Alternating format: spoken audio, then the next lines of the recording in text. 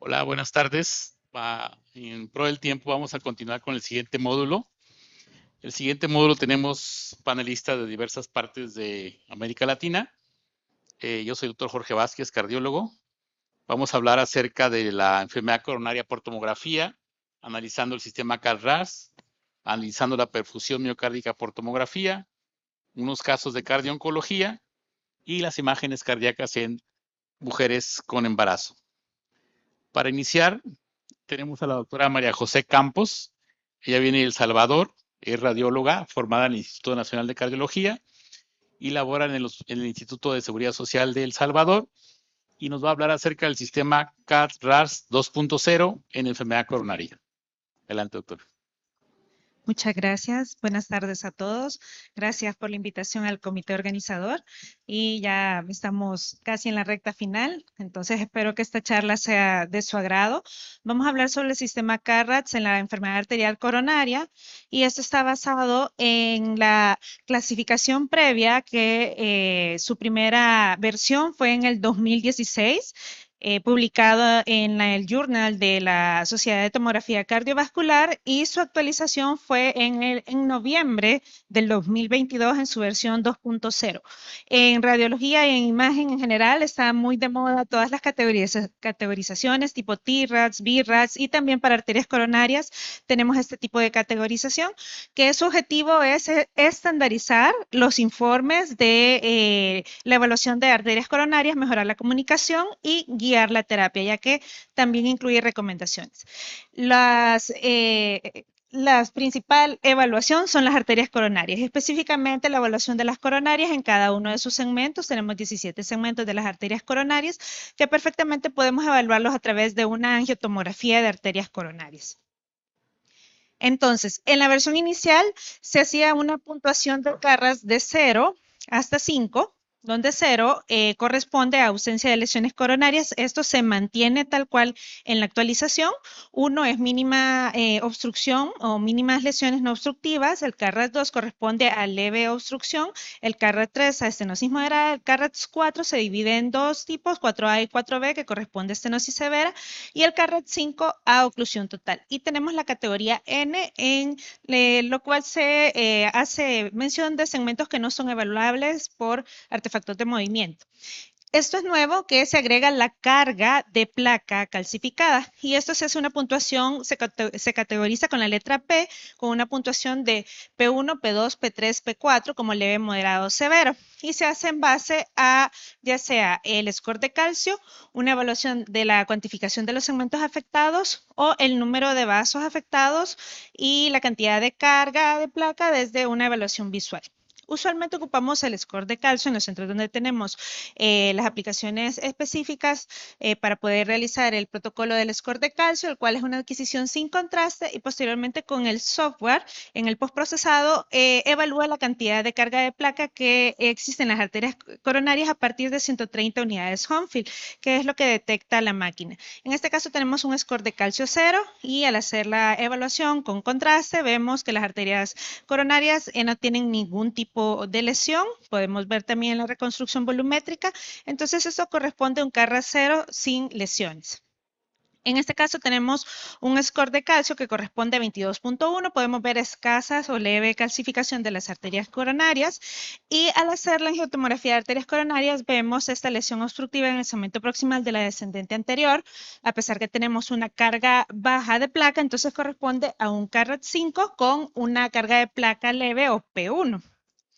Tenemos en este ejemplo en mayor cantidad de carga de placa, corresponde a un score de calcio de 182.4 y al hacer la evaluación tanto en reconstrucciones volumétricas como multiplanares, vemos que hay una lesión suboclusiva en el segmento proximal de la descendente anterior por una placa no calcificada, entonces esto nos corresponde a un CAD-RAS 4A P2 porque ya tiene una cantidad de placa moderada. Y acá ya vemos que hay una mayor cantidad de placa que se detecta y se marca cada una de las coronarias, la derecha, la izquierda, la descendente anterior y la circunfleja, con un score de calcio en este ejemplo que corresponde a un rango entre 399 de 805.3 y vemos que existen lesiones en la descendente anterior y en circunfleja, pero la que tenemos señalada ya que es en la coronaria derecha, que podemos observar una obstrucción total crónica y las reconstrucciones volumétricas correspondientes a estas coronarias, entonces eso nos corresponde a un CARAT 5 porque hay oclusión total con una carga de placa moderada. Entonces, aparte de la evaluación de las estenosis, existen modificadores que son como hallazgos adicionales. Anteriormente existían solo 4 modificadores. N que correspondía a un estudio o a segmentos no diagnósticos, S stents, G correspondiente a puentes o injertos de derivación de arteria coronaria y B la categorización de placa vulnerable. Eso cambió, se agregaron se modificaron algunos modificadores y en total ahora son 6.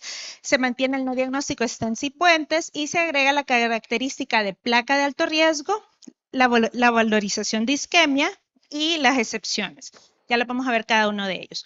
No diagnóstico quiere decir que existen segmentos que no se pueden evaluar, es decir, que puede existir un artefacto de movimiento, que es lo más usual.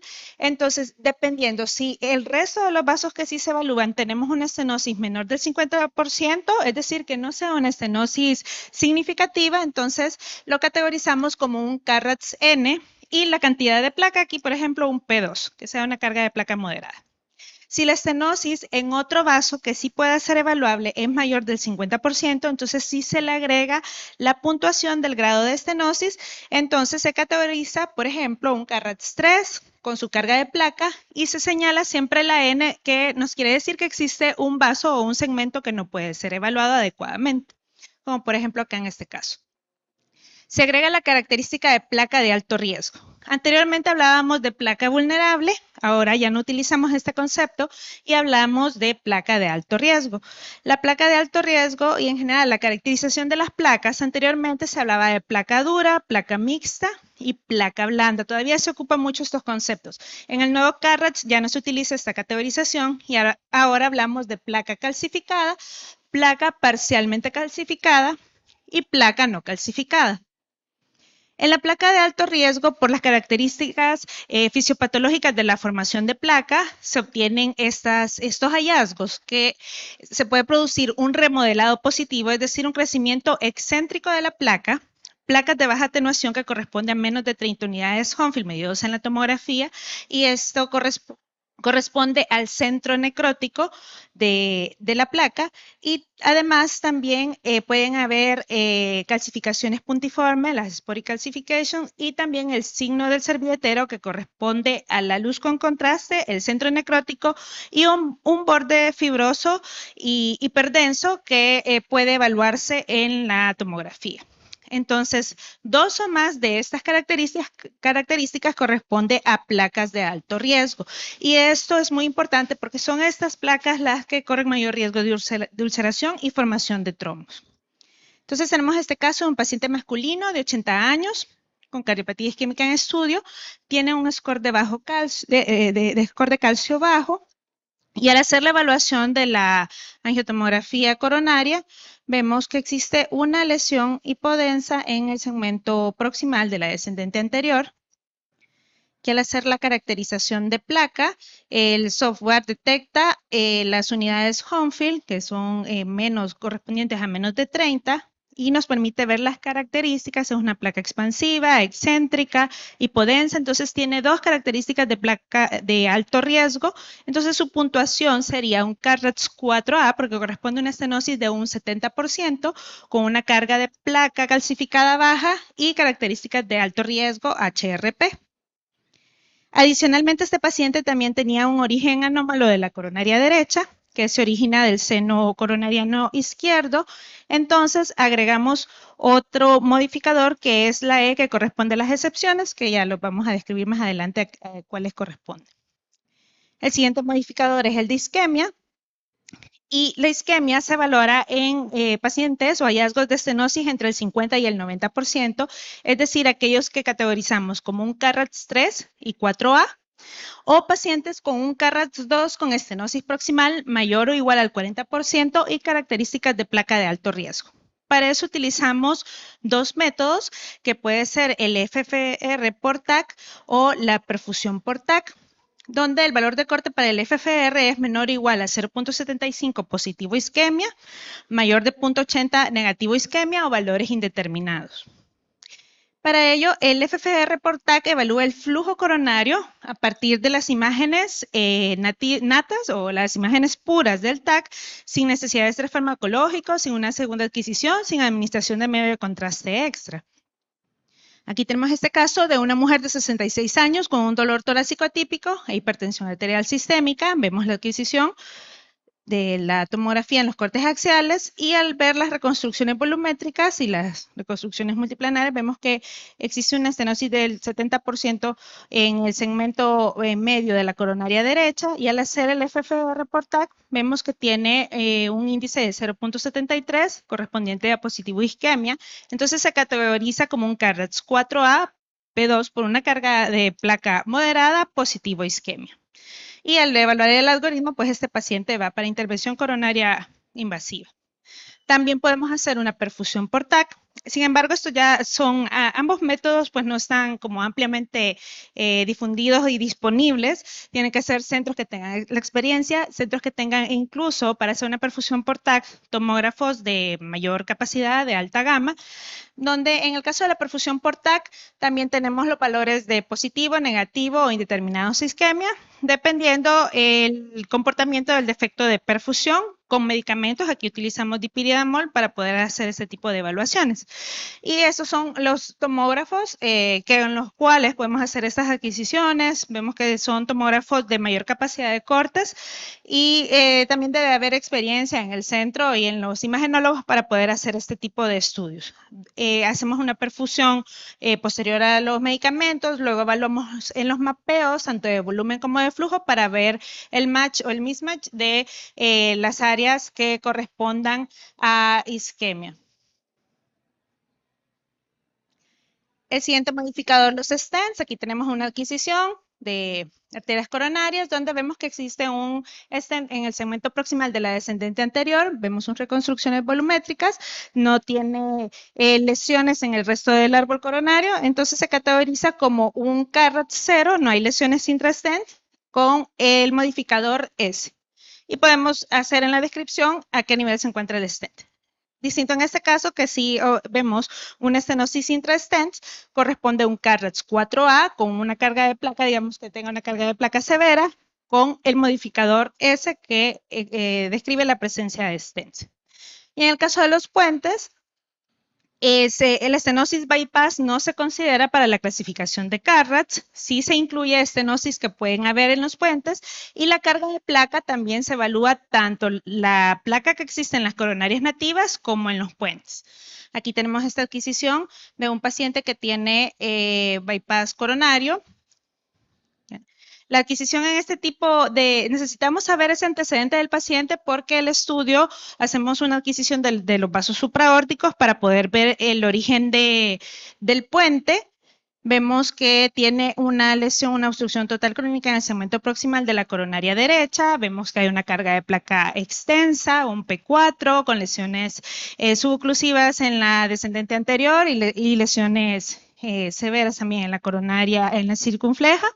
Y al ver las reconstrucciones volumétricas, vemos, aquí podemos observar más detalladamente que tiene un puente arterial de mamaria interna izquierda, el segmento distal de la descendente anterior, y tiene un puente venoso de safena a la obtusa marginal, ambos permeables, pero por la lesión, por la obstrucción total crónica en el segmento proximal de la coronaria derecha, esto corresponde a un CARATS 5 con una carga de placa extensa P4 y se coloca el modificador de los puentes, que en la descripción se agrega que los puentes están permeables, ¿verdad? Y la estenosis es correspondiente a la lesión que tenemos en la coronaria derecha. Y en las excepciones, aquí incluimos distintas características de las arterias coronarias que no son lesiones obstructivas. Ahí podemos encontrar disecciones coronarias, orígenes anómalos, como vimos en un ejemplo anterior, aneurismas, vasculitis, fístulas, malformaciones arteriovenosas, etcétera. Entonces aquí tenemos el caso de un paciente de 58 años que consultó por 2 episodios de dolor torácico. En su evaluación tiene un ecoestrés con isquemia en el territorio de la circunfleja y probabilidad intermedia para hipertensión pulmonar. Vemos en la adquisición del score de calcio que no hay calcio, pero desde la adquisición sin contraste llama la atención que hay un trayecto dilatado y tortuoso a nivel del recorrido de la circunfleja. El score de calcio corresponde a 0. Y al hacer la adquisición de la angiotomografía de arterias coronarias, vemos que hay la presencia de una fístula que drena al seno venoso coronario. Aquí podemos observar en estas reconstrucciones oblicuas más adecuadamente el recorrido, los diámetros de la fístula, y en las reconstrucciones volumétricas que podemos observar también perfectamente el trayecto de la fístula y además el segmento que drena en el seno venoso coronario y el segmento distal de la circunfleja, que es de adecuado calibre. Entonces, este se categoriza como un CARAT 0 E de las excepciones, correspondiente a una fístula coronaria de circunfleja seno venoso coronario y con arterias coronarias epicárdicas sin evidencia de estenosis, placas o dilatación. Este paciente se le hizo cateterismo y por medio de intervencionismo se ocluyó la fístula con coils con una adecuada evolución. Entonces, los puntos para llevar a casa es que ahora hablamos de placas calcificadas, parcialmente calcificadas, y placas ya no calcificadas, ya no hablamos de placas blandas, placas mixtas. Las características de la placa de alto riesgo, que es algo bien importante, que los especialistas en imagen cardiovascular vamos a detallar y eso ya implica mayor riesgo del paciente. Y los modificadores, los distintos modificadores que hacemos a los hallazgos adicionales a las estenosis de las arterias coronarias. Y solamente espero que haya sido de su agrado y gracias por su atención. Y estas son algunas imágenes de nuestro país. Gracias, Mari. Bueno, a continuación de República Dominicana nos acompaña la doctora Jovanka Abreu. Ella es cardióloga, ecocardiografista y muy ad hoc con su tema. Ella trabaja en el Hospital de la Mujer y nos va a hablar de las imágenes cardíacas en el embarazo. Muy buenas tardes. Muchísimas gracias por su permanencia. Me disculpan la disfonía, el cambio de clima, sobre todo a mis compañeros de República Dominicana que me acompañan. En el día de hoy vamos a tratar de rápidamente hablar sobre el rol de las imágenes cardíacas en el embarazo. Con el advenimiento de lo que es una nueva especialidad en la cardiología, que es la cardioobstetricia, uno de los elementos fundamentales es saber que este team cardioobstétrico está basado fundamentalmente en un evaluador de la medicina cardiovascular, así como también esto incluye la posibilidad de utilización de métodos que permitan evaluar la población gestante de una manera adecuada, de manera que se pueda intervenir oportunamente a todos los escenarios clínicos a los que nos enfrentamos en las embarazadas. Y sabemos que representan una población compleja, pero que no necesariamente es vulnerable. Se prefiere, dentro de las imágenes, la ecocardiografía y la resonancia sin contraste de gadolinio a otras modalidades. Y cuando se necesitan otras imágenes que involucran radiación, debe diseñarse la mínima exposición posible para no afectar al feto o a la madre. Aunque casi todos los fármacos administrados a la madre atraviesan la barrera placentaria, la concentración del fármaco hay que tomar en cuenta que puede ser similar. Es importante reconocer que en el embarazo ocurren cambios que son fisiológicos y a estos cambios fisiológicos se le atañen cambios que pueden estar empeorando algunas condiciones estructurales existentes como enfermedades congénitas, la afectación de pacientes y su condición estructural cardíaca. Y saber que durante el segundo y el tercer trimestre del embarazo estos cambios alcanzan su mayor trascendencia. Y que si las mujeres tienen un trastorno hipertensivo del embarazo, estos cambios hemodinámicos que vemos en estas curvas pueden incrementarse y empeorar incluso el pronóstico de las pacientes, conociendo que en el embarazo existen cambios que tienen que ver con aumento de la frecuencia cardíaca, el gasto cardíaco, el stroke volume y el declive significativo de la resistencia vascular periférica. Esto conlleva de forma simultánea algunos cambios ecocardiográficos que tienen que ver con el grosor de las paredes del ventrículo izquierdo, donde normalmente existe un remodelado concéntrico, una variación de lo que son los patrones de las ondas de llenado ventricular en la diástole, así como también una dilatación de la aurícula izquierda, que en el seguimiento ecocardiográfico, desde la primera trimestre del embarazo hasta el puerperio, deben hacerse para ver si esos cambios han revertido o no. ¿Y dónde radica la importancia de conocer el rol de las imágenes cardíacas? Bueno, precisamente en que tenemos que tomar en cuenta cuáles son estas imágenes, para qué las vamos a utilizar en beneficio de la mujer, sobre todo si no vamos a afectar al feto con la exposición a radiación, así como también poder estimar el pronóstico de la mujer embarazada que cursa con alguna patología. Este es un paper muy interesante donde se habla de la imagen cardiovascular en el embarazo, sobre todo para las estrategias de la terapia. Y una cosa fundamental, ¿se ve borroso? Sí, ¿qué pasó? Ok. Una de los elementos fundamentales es reconocer cuáles son los elementos en donde la paciente tiene menor exposición a radiación, como el ultrasonido y la resonancia magnética, y tener en cuenta que la fluoroscopía, todos los métodos que tienen radiación ionizante, tienen un alto riesgo de teratogenicidad para el feto y exposición a la madre. En los escenarios clínicos distintos a los que nos enfrentamos, una de las condiciones más frecuentes es la preeclampsia. Un porcentaje muy alto de las mujeres embarazadas, esta es una presentación clásica que las expone a pacientes que son alto riesgo de desarrollar edema agudo de pulmón, así como también terminar el curso de su embarazo con miocardiopatía dilatada. Este es un paper que habla de la asociación de los trastornos hipertensivos del embarazo al remodelado concéntrico del ventrículo izquierdo, en donde se ve que existe una diferencia significativa entre las mujeres que no son hipertensas y que usan un embarazo normal, aquellas que tienen una hipertensión gestacional, aquellas que tienen hipertensión hipertensión que aparece después del desembarazo, incluso cuando ha revertido la preeclampsia, o pacientes que tienen concomitantemente un trastorno hipertensivo del embarazo o preeclampsia y que se permanecen teniendo hipertensión luego del desembarazo. En este grupo, principalmente las mujeres suelen tener mayor impacto del cambio del grosor parietal relativo y pueden terminar teniendo hipertrofia concéntrica. Estos son los hallazgos típicos ecocardiográficos: aumento del grosor parietal del VI, tanto con remodelación concéntrica como hipertrofia, alteración que puede ocurrir del strain del ventrículo derecho, así como también del ventrículo izquierdo, como veremos en un paper más adelante, elevación de las presiones sistólicas del ventrículo derecho, con un gradiente de regurgitación tricuspidia que aumenta el gradiente en tal valoración, dilatación de la aurícula izquierda, así como también alteración de la función diastólica, y todos estos mecanismos,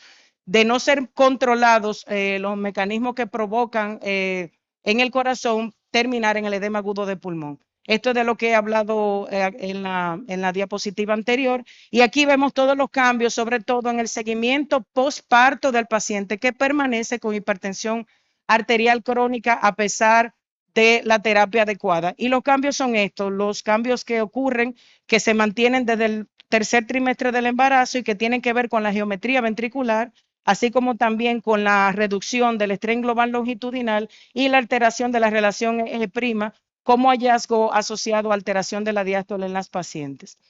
Las diferencias ecocardiográficas también en los distintos subgrupos donde hay trastorno hipertensivo del embarazo es algo en donde el eco juega un papel fundamental, sobre todo en el seguimiento en el cuarto trimestre de la paciente gestante. Esto es un paper donde se analizan 2.817 sujetos. Al final el análisis se computó con 706 pacientes y se dividieron un grupo control de pacientes no hipertensas, las pacientes que tenían hipertensión gestacional, las que tenían preeclampsia, así como también las pacientes que tenían hipertensión arterial crónica sobrepuesta al embarazo. Y el resultado, como había mencionado anteriormente, aunque este es un paper muy reciente, es que las pacientes que tenían una hipertensión crónica sobrepuesta a una preeclampsia en el embarazo tenía mayor riesgo de tener cambios estructurales del corazón con hipertrofia concéntrica, lo que a largo plazo podía predisponer a desarrollo de otras condiciones como falla cardíaca a largo plazo. En relación a la ecocardiografía de estrés, se recomienda fundamentalmente la valoración submáxima, alcanzando al menos un 80% de la realización de ecoestrés en ejercicio, en bicicleta, por cicloergómetro, ya que se tiene que tomar en cuenta que usar, por ejemplo, fármacos como la dobutamina no está indicado en el embarazo y raramente se usa, ya que se sabe que el embarazo en sí mismo, por la variación y el aumento de la frecuencia cardíaca, constituye una prueba de esfuerzo. Estas son las contraindicaciones relativas y absolutas, que son de carácter ginecológico, así como también de aspectos, hallazgos hemodinámicos en la mujer, que pueden contraindicar la valoración del ecoestrés, el paciente que tiene un cerclaje, que haya sangrado vaginal, pero existen otras contraindicaciones relativas como la presencia de anemia severa, las pacientes que tienen bronquitis o asma, en cuyo caso puede corresponder, y pacientes que tienen presíncope o mareo durante la realización del esfuerzo. La importancia también de la valoración integral de la paciente con miocardiopatía dilatada periparto en la valoración ecocardiográfica, reconocer que la fracción de eyección normalmente está por debajo de 45% y que la función sistólica puede demostrar los hallazgos que ocupa esta patología, reconocer el grado de regurgitación mitral y tricuspide y su repercusión hemodinámica con hipertensión, la dilatación de la aurícula izquierda, ver la presencia de trombos intracardíacos o intracavitarios y la valoración del ápex, sobre todo cuando la fracción de eyección está muy deprimida, y descartar otras causas de falla como la enfermedad cardíaca congénita o las enfermedades valvulares primarias que no estén asociadas a los cambios hemodinámicos de la miocardiopatía dilatada o del embarazo. Este es un resumen de la valoración integral de la paciente con miocardiopatía dilatada, pero en ambos casos se incluye en el seguimiento, diagnóstico y valoración del pronóstico la valoración ecocardiográfica. En la valoración de las enfermedades cardiovasculares hay que tener en cuenta que todos estos cambios hemodinámicos van a provocar cambios en los gradientes valvulares, lo que hace que empeoren las condiciones valvulares preexistentes en las embarazadas. La regurgitación mitral es importante, la cuantificación por los métodos hemodinámicos que conocemos, la evaluación de esta cuantificación mediante el ORE, el flujo regurgitante y la fracción regurgitante efectiva, y la valoración ecocardiográfica con 3D es más precisa que la 2D para determinar el mecanismo que provoca la regurgitación mitral. En relación a la resonancia cardíaca de la que le he hablado al principio, es utilizado con mayor frecuencia dentro de todos los métodos después del ultrasonido. Su mayor utilidad en algunos escenarios es el escenario de la valoración de la aorta, sobre todo cuando existen enfermedades de la aorta, y también permite la valoración de situaciones del miocardio como la miocarditis, otras miocardiopatías, y permite ver la función ventricular y la valoración de la movilidad parietal. Este es un paper que nos habla de las indicaciones más frecuentes, sobre todo que son la valoración de cardiopatía congénita, miocarditis y miocardiopatías, y en este vemos que las indicaciones se fundamentan, número uno, en saber cuáles son las indicaciones, lo que estamos buscando, la afectación vascular, la afectación también del miocardio, y también el impacto que tiene en la toma de decisiones, incluido el hecho de la posibilidad de la necesidad de interrumpir el embarazo en pacientes que tienen una miocardiopatía dilatada, por ejemplo, con una depresión significativa de la función sistólica, en donde la vida de la paciente corre más riesgo si continúa el embarazo que si se desembaraza. Pero estas son discusiones que se tienen que tomar en cuenta en un team cardioobstétrico y en un comité de ética intrahospitalario. Esta es una imagen de una resonancia magnética bellísima en donde se ve una lesión coronaria de una paciente gestante, a la cual en el mismo paper, aunque no lo puse aquí, se le realiza angiografía, angioplastía, y en el mismo procedimiento, como la paciente tenía una cantidad de semanas avanzadas y se tuvo que utilizar la fluoroscopía y la radiación, entonces se realizó el embarazo y el procedimiento fue exitoso. Las imágenes cardíacas con radiación ionizante, está la tomografía, los rayos gamma, la radiografía convencional y la fluoroscopía. Y como les había mencionado, dentro de las imágenes que mayor índice de mega ray tienen, con mayor tasa de teratogenicidad, son estos procedimientos, por lo que debe realizarse en la menor posibilidad de ser posible y utilizar mayormente las imágenes por ultrasonido. Se ven muy borrosas. Estos son los potenciales efectos de la relación en relación a la exposición, tomando en cuenta la dosis de megaray. Hay que tener en cuenta un número fundamental, que es el número de 50 megaray, que tiene que ver con la exposición de los pacientes y el riesgo teratogénico para el bebé con su exposición. Estos son datos que tienen que ver con la misma condición, sobre todo en los pacientes en donde hay en el curso de las semanas de embarazo, cuáles son los riesgos de exposición dependiendo de la cantidad de megarays. En los mayores, aunque no se ve la imagen ahí, lo lamento mucho, a mayor exposición en megarays, sobre todo las dosis que son por encima de 50, mayor es el riesgo de efectos y malformaciones sobre el feto.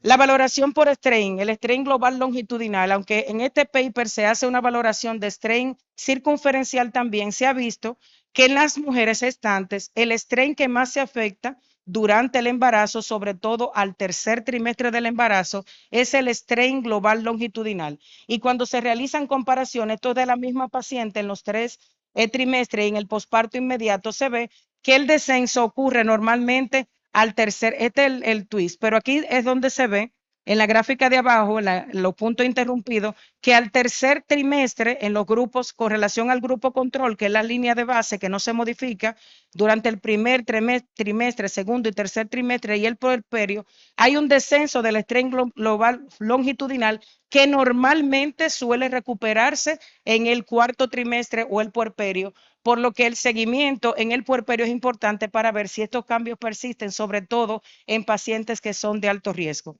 Para finalizar y conservar el tiempo, la importancia de las imágenes cardiovasculares en el embarazo radica, número uno, en el discernimiento de la utilidad de las mismas y que ésta no se sobreponga a cualquier efecto adverso en su realización sobre la madre y el feto. Número uno, que hay elementos fundamentales. ¿Qué voy a hacer? ¿Por qué voy a buscar estas imágenes?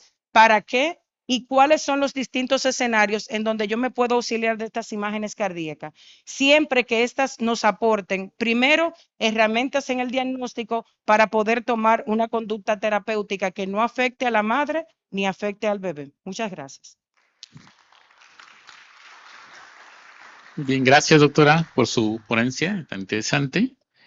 Ahora nos acompaña el doctor Rafael Castilla de Ecuador. Doctor, por favor, sí. Él está en el hospital, el Interhospital de Guayaquil, y él nos va a hablar acerca de la cardio-oncología, mostrándonos unos casos más interesantes. Buenas tardes. Agradezco mucho su presencia y la invitación gentil.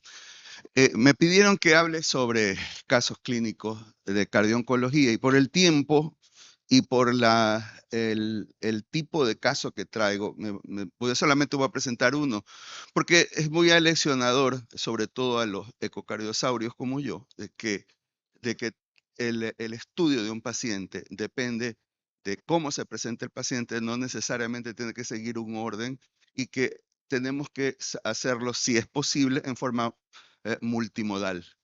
Así se trata de un paciente, de una mujer de 39 años sin factores de riesgo, que fue operada por tumoración cardíaca en otra institución previa cardiorresonancia realizada en nuestro hospital 18 meses antes de su actual ingreso.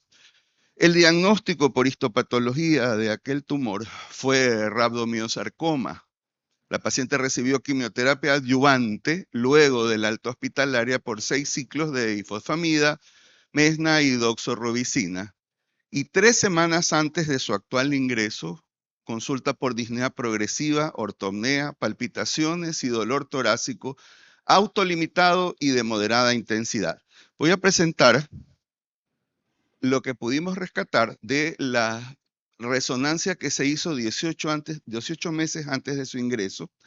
Es lo que se hizo en mi hospital.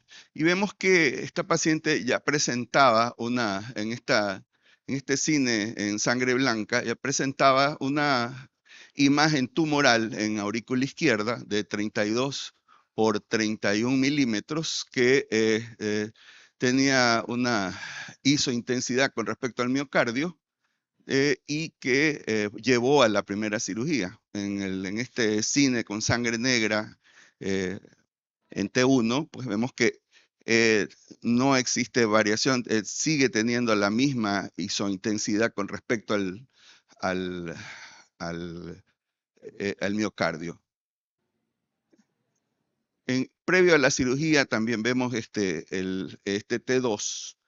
Este T2 es TIR que nos enseñó que la respuesta al T2 fue de la presencia de claramente un edema en tumoración. Y al poner gadolínio, pudimos ver que la captación era heterogénea, hablando de algún grado de fibrosis, necrosis intratumoral. Y pues, ¿qué sucedió? Que la paciente se opera, recibe quimio y regresa a nuestro hospital 18 meses después con esta imagen radiológica y electrocardiográfica tomada en emergencia. Ya, como ustedes ven, está el implantofix y los datos de los rezagos de la primera cirugía. Hay borramiento del ángulo costodiafragmático derecho y el electrocardiograma en sí no nos dice nada, pero la paciente llega con, ustedes pueden ver, hipertensión venocapilar, muy disneica, y pues esta es la primera frustración. Paciente joven, pero con una muy mala ventana que no nos ofrece muchas cosas. Un ecocardiograma hecho en emergencia. Lo que vemos que hay una imagen, como apuntador, ¿no? Imagen que ocupa toda la aurícula izquierda y que produce un efecto de estenosis con una coloración en mosaico que revela alta frecuencia, que en alta velocidad, perdón, alto gradiente, y que y en 4 cámaras podemos ver pero no la presencia de la masa, pero sin mayores datos que podamos tener en ventana y con la poca colaboración de la paciente por la disnea. Como ustedes pueden ver, el gradiente medio a través de la válvula con el efecto estenótico de la masa era casi de 10 milímetros de mercurio, que justificaba que la paciente estuviera en malas condiciones. Se decidió por la intolerancia de la paciente a los métodos y por la necesidad de definir las características de la masa, se fue a nueva cardioresonancia y en este cine vemos que la contractilidad no se ven alteraciones globales, disegmentarias de contractilidad a nivel de ambos ventrículos, y la presencia de una masa que prácticamente llena toda la aurícula izquierda, y más importantemente que está provocando un efecto obstructivo a nivel de la válvula mitral y muy interesantemente con una inserción e infiltración tanto en el tabique interauricular como el techo de la aurícula izquierda. Siguiendo con esta serie de cine en sangre blanca, vemos que el efecto estenótico de la válvula, de la masa en 2, 4 cámaras y en eje corto, aparentemente en las imágenes anteriores se veía una aparente masa con bordes regulares, pero aquí ya la masa mostraba lobulación y en aparentes artefactos que sugerían un efecto de desaceleración, que en todo caso justificaba la sintomatología de la paciente. En estos cortes axiales me interesa mostrar el derrame pleural bilateral, el pulmón congestivo y muy interesantemente la presencia, a ver, quiero un apuntador, la presencia de la masa que está adosada al tabique interauricular está invadiendo la vena pulmonar superior derecha y está infiltrando el techo de la aurícula izquierda. Previa a la segunda cirugía, que fue inmediatamente después de estas imágenes, la paciente tenía ya, al colocar gadolinio, una captación heterogénea del gadolinio, sugiriendo que pues, había un componente fibrótico necrótico interior o quizá la presencia de trombo. No estaba seguro el imagenólogo, pero en todo caso la paciente no estaba anticoagulada y estaba en ritmo sinusal. La masa, como ustedes ven, era muy grande y se procedió a operar. Una cirugía muy laboriosa. Esta fue una angiotac previa a la cirugía pedida por el cirujano para comprobar integridad del árbol coronario. Vemos un pulmón congestivo y pudimos comprobar, ver cómo la masa se insertaba no solamente en el tabique, sino en el techo de la aurícula izquierda, invadiendo vena pulmonar e infiltrando el propio techo auricular. Entonces, luego de cirugía, tenemos esta pieza quirúrgica de dimensiones de 5 por 4 por 3, que a la microscopía mostró características sugestivas de radiomioblastos.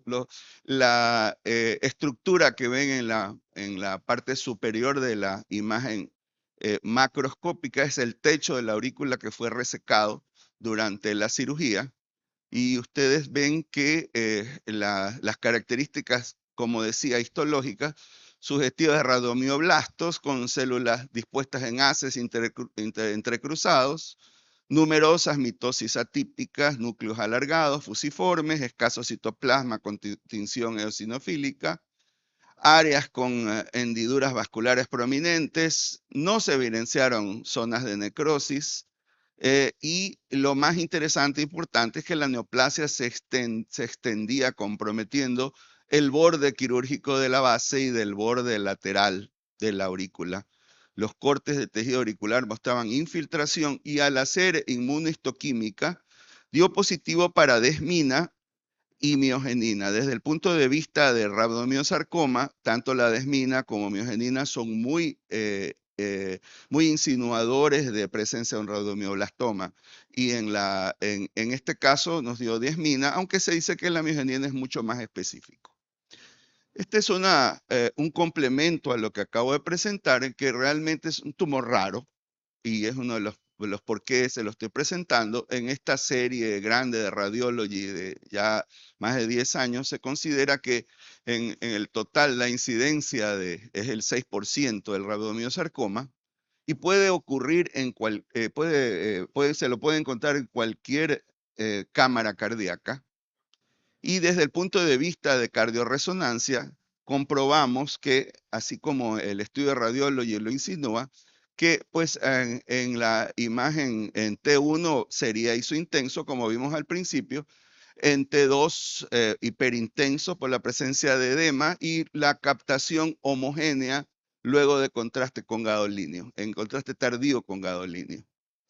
Después de salir de cirugía, obviamente con todo lo que se le sacó, porque como ustedes ven, se resecó tumor, incluyendo techo de la aurícula, septum posterior, pared posterior-superior, se reinsertó la vena pulmonar superior derecha y la desembocadura de la vena cava superior, que se reconstruyó con parche de pericardio heterólogo. La paciente obviamente salió en ritmo de la unión, que se le colocó un marcapaso definitivo a los pocos 2 o 3 días de postoperatorio. Es un postoperatorio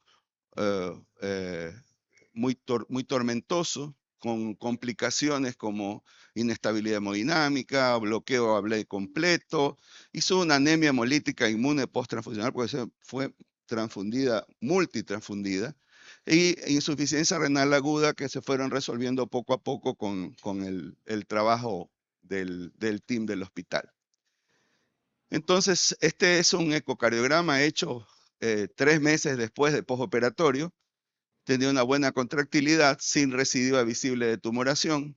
Se inició quimioterapia adyuvante y esta fue la radiografía a la derecha previa al alta en 3 semanas de postoperatorio, que la paciente se fue en buenas condiciones. Desde el punto de vista ecocardiográfico, como ustedes ven, no siempre tenemos las mejores imágenes, pero desde el punto de vista ecocardiográfico existen criterios para sugerir que el tumor es maligno, como es la localización no izquierda, que sea sésil, que sea polilobulado, que tenga derrame pericárdico, que no sea homogéneo, pero sobre todo que tenga infiltración. La infiltración es muy importante y en cardioresonancia la podemos utilizar mucho. No solamente que este score nos enseña la utilidad del eco para poder sugerir la malignidad de la masa, sino que además tenemos este score es predictivo en el sentido de que este seguimiento a 5 años, la presencia de más o menos 3 elementos del score de lo que estamos mostrando, es capaz de predecir con una sensibilidad de aproximadamente el 90% y valor predictivo positivo 82%, la presencia de una tumoración maligna, que obviamente tiene que confirmarse.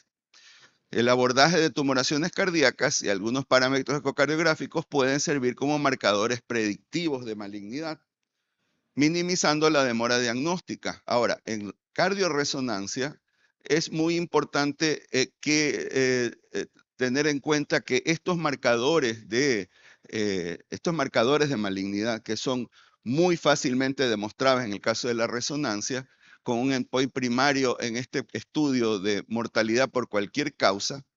El diagnóstico fue en este estudio de 900 pacientes, no masa en 25%, pseudomasa en 16%, trombo 16%, tumor benigno 17% y maligno 23%.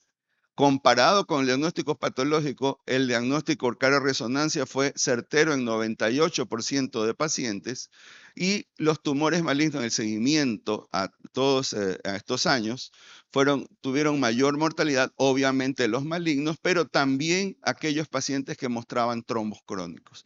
El diagnóstico por cardioresonancia tuvo mayor valor pronóstico sobre otros valores, como por ejemplo la fracción de expulsión, enfermedad coronaria y malignidad extracardíaca, siendo así que tenemos ya de este año un score de malignidad de cardioresonancia en base a estos predictores independientes de malignidad. Fíjense que la infiltración es tan importante que se le da 2 puntos y el contraste por perfusión se da 2 puntos por la importancia que tiene para definir malignidad.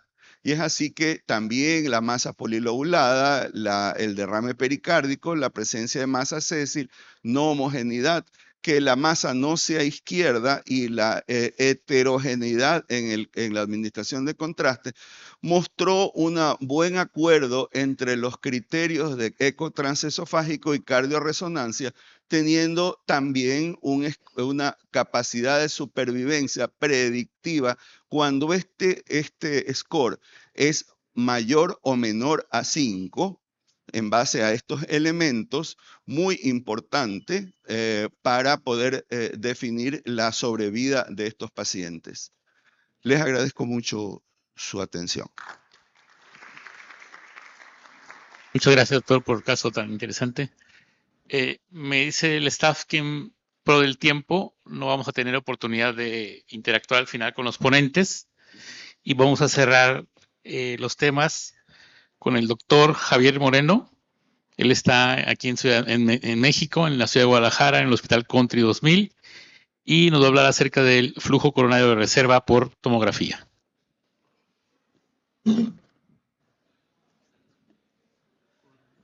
Sí, no hay apuntador. No hay apuntador, solo avanza así. Hola, buenas tardes a todos. Mi nombre es Javier Moreno, soy médico cardiólogo. Muchas gracias por la invitación. De veras que qué bonitas presentaciones dieron los profesores anteriores. La doctora presentó unas imágenes muy padres, la verdad, felicidades. Bueno, como ya me dejaron 2 minutos nada más, pues voy a tratar de ser muy rápido para no entretenerlos más de la cuenta. Entonces, el tema que voy a abordar es la reserva fraccional de flujo por tomografía, que realmente pues es una herramienta que ha estado subutilizada en nuestra población. Yo creo que en América Latina quizás es la misma situación. Yo pienso que es una herramienta que es muy útil y que deberíamos de dejar de centrarnos, o sea, no es olvidarlo, pero no tampoco centrarnos estrictamente en esto, que es la parte convencional que se ha difundido bastante y que los estudios tomográficos hacen ya, que no lo estoy demeritando, pero digo, es importante sumar la otra parte. Entonces, los estudios tomográficos pues siempre se han centrado en evaluar la parte anatómica, es lo que prácticamente en todos lados tenemos disponibles, que la parte anatómica incluye caracterización de las placas. Sabemos que dependiendo de la composición de las placas hay más asociación con peor pronóstico, más eventos cardiovasculares o la sola asociación, la densidad, el volumen de placas se asocia también a la isquemia. Podemos estimar porcentajes de obstrucción con los estudios convencionales. Y bueno, esta es la parte que hemos estado haciendo, la parte que se ha difundido bastante. Pero pues como sabemos, como lo mencionó la doctora, ya tenemos herramientas nuevas, herramientas emergentes o relativamente nuevas que ya se están usando en otros países y que quizás habían estado subutilizadas, pues desafortunadamente no por falta de acceso, sino más bien por el tema de costos. Eran herramientas que en pocos lugares podían amortizar los costos.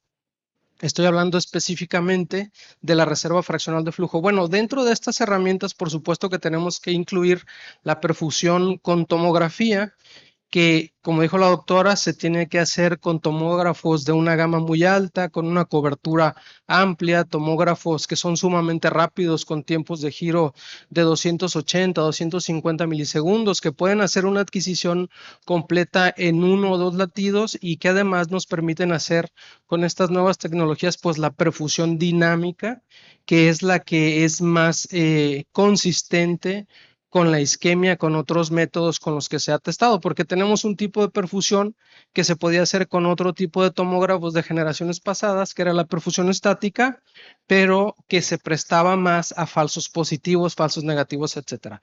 Entonces, otra de las nuevas herramientas, digo entre comillas, porque hay muchos estudios que se han publicado ya de la reserva fraccional de flujo y esto tiene ya fácilmente más de 10 años.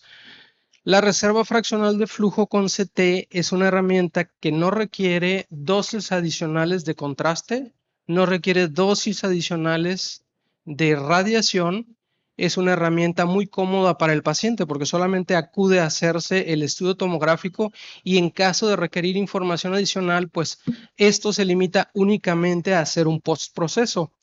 Sabemos que esta parte, esta herramienta se hace por software, es un modelado matemático tridimensional basado en la dinámica de fluidos que trata de emular la información que se obtiene en los laboratorios de hemodinamia mediante las guías de presión. Y la información obtenida pues es comparable, ¿no? A no invasivo, invasivo, reserva fraccional de flujo y de esto vamos a hablar un poquito más. Bueno, entonces, como decíamos, los trials se han publicado ya hace bastante tiempo, año 2011, 2012, esto tiene ya fácilmente más de 10 años. Se han evaluado una serie de direcciones con respecto a estos estudios.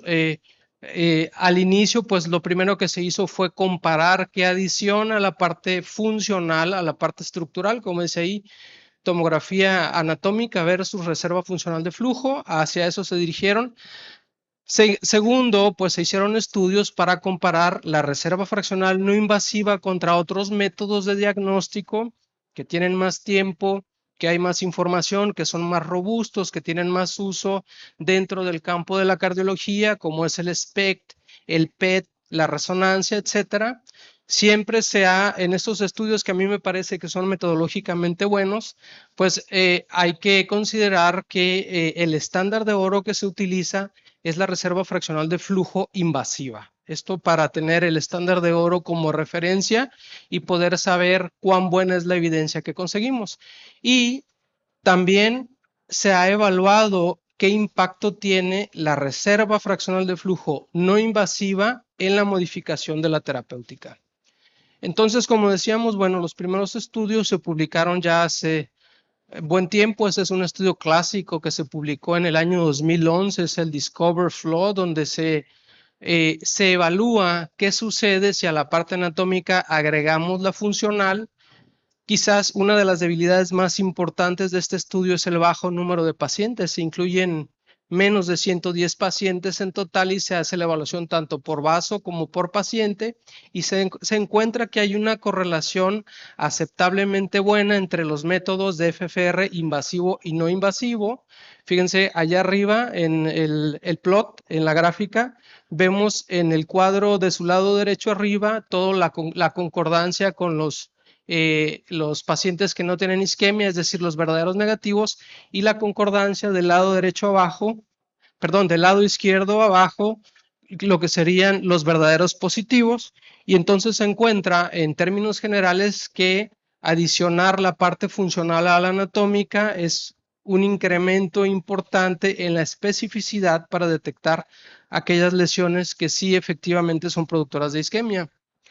Después en este estudio, en el de facto, que es un estudio similar al anterior, también se suma lo funcional a lo anatómico, pero una de las características más importantes es que aquí se ve que este método tiene una gran importancia en la detección de la isquemia en lesiones no significativas, es decir, que están entre un 30 y un 70% aproximadamente. Se incrementa también la sensibilidad diagnóstica de manera importante y como vemos aquí la prevalencia de lesión específica fue 22%, en lesiones del 30 al 49% y 27% en lesiones del 50 al 69%.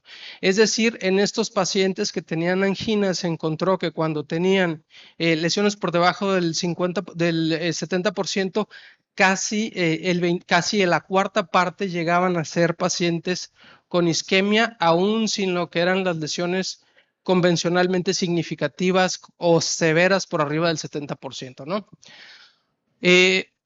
Como decíamos también, pues se ha comparado con los métodos ya establecidos en la literatura que tienen más tiempo. Cabe aclarar que en este estudio que se publicó en el año 2018 se utilizaron equipos de SPECT no de última generación, es decir, sin detectores de estado sólido. Los criterios para determinar isquemia era el score de suma mayor a 2, la dilatación isquémica transitoria con un índice mayor a 1.19, considerando que eran estudios con tetrafosmin. El protocolo podía ser farmacológico o estrés.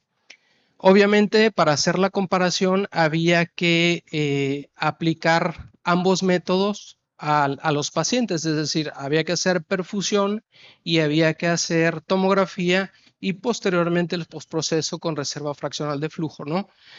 Y bueno, se ve bastante feo. Las imágenes están bastante borrosas, pero aquí lo que hacen es hacer un grupo, el primero que está arriba de evaluación total y luego 3 grupos donde se hace la evaluación con lesiones de más del 70%, menos del 70% y considerando la cuantificación de calcio. En términos generales, lo que se encuentra es, como vemos acá, en el grupo total. Aquí en el segundo cuadro debíamos alcanzar a ver que dice isquemia, abajo no isquemia y los otros 2 grupos son reserva fraccional por debajo de 70 y superior a 70. Entonces, se encuentra datos relevantes. Los no isquémicos hay un porcentaje más o menos de un 30% con lesiones, es decir, es un grupo de no isquémicos por SPECT, pero con lesiones que dan una reserva fraccional de flujo por debajo del 0.7. ¿Qué significa? Bueno, significa que el FFR es más sensible para detectar isquemia, significa que hay un grupo específico de pacientes. Claro, aquí estamos hablando específicamente de pacientes que tenían angina, acudían con dolor precordial y tenían lesiones entre un 30 y un 70% de obstrucción. En este grupo específico de pacientes anginosos y con lesiones no significativas, se encuentra que hay un porcentaje no despreciable de pacientes que por SPECT no serían tributarios de una angioplastía, pero sí lo serían con la reserva fraccional de flujo. Entonces, la sensibilidad es bastante superior. Luego, hay otro grupo, hay otro estudio publicado que es un subanálisis del estudio, ahorita me acuerdo el nombre. Lo importante es que se toma también como estándar de oro la reserva fraccional de flujo invasiva y se compara con otros métodos que ya se encuentran igual en la literatura: tomografía por emisión de positrones, tomografía sola, este es SPECT, este es tomografía sola, PET, tomografía por emisión de positrones, y la reserva fraccional de flujo. Entonces, aquí lo que encontramos viendo las curvas de ROC, vemos que el que tiene la mejor área sobre la curva es la reserva fraccional de flujo con CT. De igual manera, fíjense que hay una buena concordancia entre los verdaderos positivos a isquemia y los verdaderos negativos, y los falsos negativos que los tenemos acá arriba son solo del 3%. Es decir, al comparar métodos invasivos y no invasivos, solamente la reserva fraccional de flujo no invasiva nos da un 3% de falsos negativos. Esto es información importante porque nos habla de la certeza diagnóstica. Entonces, perdón, era el estudio Pacific, el anterior, que no recordé el nombre. También se ha comparado la reserva fraccional contra la perfusión por CT. Este es el estudio Perfection. Aquí tenemos pacientes donde se realiza también reserva fraccional de flujo con CT, el estudio tomográfico y perfusión con tomografía. ¿Se puede dar un poquito para atrás? Perfusión con tomografía, este es el protocolo que utilizaron. Primero se hace la parte de reposo tomográfico, después a los 15 minutos en el protocolo convencional de inyección con adenosina por 4 minutos se hace la perfusión con CT, y los resultados que se encuentran es que son bastante equiparables. Fíjense que la sensibilidad, especificidad, valor predictivo negativo, positivo y precisión, ahí están en el cuadrito amarillo, son estadísticamente no significativas. Es decir, de acuerdo a esta información, tan válido es hacer reserva fraccional de flujo adicionado a la parte anatómica como sería hacer la parte de perfusión con tomografía. Equiparablemente buenos. La diferencia principal sería que con la perfusión pues tenemos que dar mayores dosis de radiación y sí estamos requiriendo aplicar un bolo adicional de contraste, no así como decíamos en la reserva fraccional con CT. Entonces, el impacto en el manejo médico, hay dos estudios muy interesantes, son bastante similares. Este es el primero que se publicó en el 2016. También son pacientes con angina estable. Fíjense que estos pacientes, cuando acuden a urgencias, al llegar a urgencias con dolor precordial, se les hizo un estudio tomográfico y en función de esto se determinó a qué manejo irían. Se determinó que algunos pacientes irían a tratamiento médico óptimo, otros a angioplastia, no sé si alcanza a distinguirse, desde aquí se ve muy mal, y otros irían al bypass. Esto en un escenario hipotético no se llevó a cabo, sino simplemente se hizo una distribución de los pacientes a manejo médico en función de lo que se encontró inicialmente en el estudio anatómico. Posteriormente se hace la reserva fraccional de flujo y determinan cuánto modificaría adicionar esto en el manejo médico. Entonces, si vemos aquí, las líneas están entrecruzadas. Hay pacientes que de manejo médico pasan a cirugía de pasan a angioplastía, pasan a bypass, algunos quedan en manejo médico, algunos pacientes que iban a angioplastía pasan a manejo médico óptimo y otros pasan efectivamente angioplastía. Entonces, hay una redistribución importante de los pacientes y esa misma información se replicó en este otro estudio, el ADVANCE, que es un poco más reciente, pero que es muy importante porque incluye más de 4,000 pacientes en su totalidad. El protocolo es similar, llegan pacientes a urgencias, dolor precordial, se hace el estudio tomográfico y se ve que hay una redistribución significativa en el manejo médico en función de sumar el déficit de perfusión a la anatomía. Se encuentra que esta redistribución está principalmente condicionada por aquellas lesiones que son no significativas, por debajo del 70%, que aquí debería verse, pero no se ve. Y hay una disminución importante de los pacientes que van a cateterismo y que no tienen lesiones significativas, es decir, que no debieron haberse llevado a dicho procedimiento.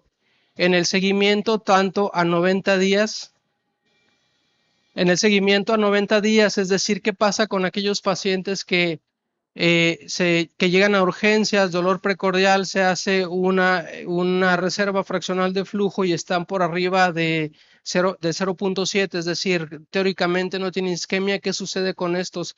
En el seguimiento a 90 días, el índice de eventos fue prácticamente de 0. Perdón, era FFR, el punto de corte que se manejó aquí fue 0.8, pero de igual manera se encontró a 90 días que el índice de eventos era prácticamente de 0, era muy seguro, y en el seguimiento hasta un año, el índice de eventos en pacientes con FFR arriba de 0.8 es menor al 2% versus un porcentaje significativamente mayor cuando se determina isquemia, ¿no? Entonces, es útil como modificador del manejo médico. En términos generales, se ha encontrado que hasta un 7% de los pacientes pueden cambiar su manejo de lo que se hubiera considerado cirugía de bypass a angioplastía o viceversa. Hay una disminución hasta del 12% de los pacientes que teóricamente al verse en la evaluación anatómica tendrían que revascularizarse, y hay un 13% de disminución de pacientes con lesiones anatómicamente significativas. Y bueno, ya casi para terminar, otras áreas que se han también estudiado con la reserva fraccional de flujo, pero están un poco más en el terreno de lo incierto, son la evaluación de los stents, que incluso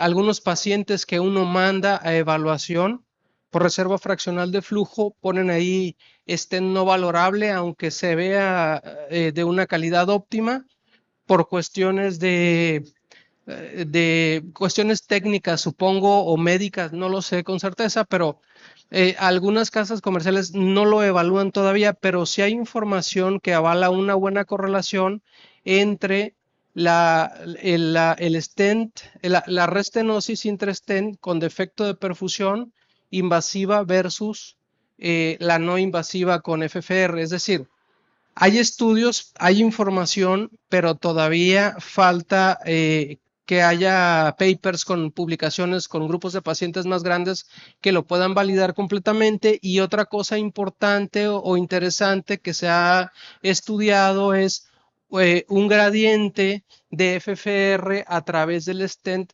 mediante el cual se puede predecir la probabilidad de que haya una restenosis, aun cuando la evaluación inicial del stent es todavía normal, ¿no? Aún sin tener crecimiento no intimal, pero a través de ese gradiente puede predecirse la factibilidad de que ocurra a futuro la estenosis intrastent. Los bypass también hay algunos estudios donde evalúan enfocados en las coronarias nativas, es decir, lo que evalúan es la predicción de que post procedimiento quirúrgico el bypass se mantenga permeable o se obstruya. Entonces se ha encontrado un valor de corte un poco más bajo, el cual es de 0.68 de FFR no invasivo, donde aquellos pacientes que se llevan a bypass y tienen un FFR superior a esa cifra, hay una probabilidad más elevada de que se ocluyan de manera aguda, ¿no? También en anomalías congénitas coronarias hay algunos reportes de caso, como estamos viendo aquí, donde se ha visto que sí hay una disminución en alteraciones de origen de las coronarias, sí hay una disminución del FFR, sin embargo es información que no se ha podido reproducir en grupos de pacientes ya más grandes. Existe un importante solapamiento entre lo que se considera el FFR en en anomalías congénitas de riesgo alto o en anomalías congénitas de riesgo bajo. Es decir, hay un solapamiento, no está claro, falta más información para determinar si va a ser útil en ese aspecto o no. Y finalmente, en los trayectos intramiocárdicos, sí se ha detectado una disminución importante del FFR, comparativamente bueno con estudios de perfusión, pero igual hay poca información, falta hacer grupos de pacientes más grandes. Y bueno, finalmente mis comentarios, yo pienso que el FFR es una herramienta, pues como lo dije 1000 veces, es una herramienta ya probada en múltiples escenarios que tampoco vamos a decir que es infalible, pero sí es de una gran ayuda sumarla a la parte anatómica. Tiene sus bondades, como decíamos, no sumar radiación, no requerir una dosis adicional de contraste. Sí requiere que se haga el estudio tomográfico basal con una calidad óptima, que las imágenes sean nítidas, que no tengan artefactos, para que el postproceso sea bueno. Actualmente podemos decir que es accesible, es de bajo costo, es mucho más económico realizarlo ahora de lo que fue hace 10 años. No consume tiempo extra, como decíamos, sin radiación ni contraste adicional, y todavía falta información en algunas áreas. Gracias.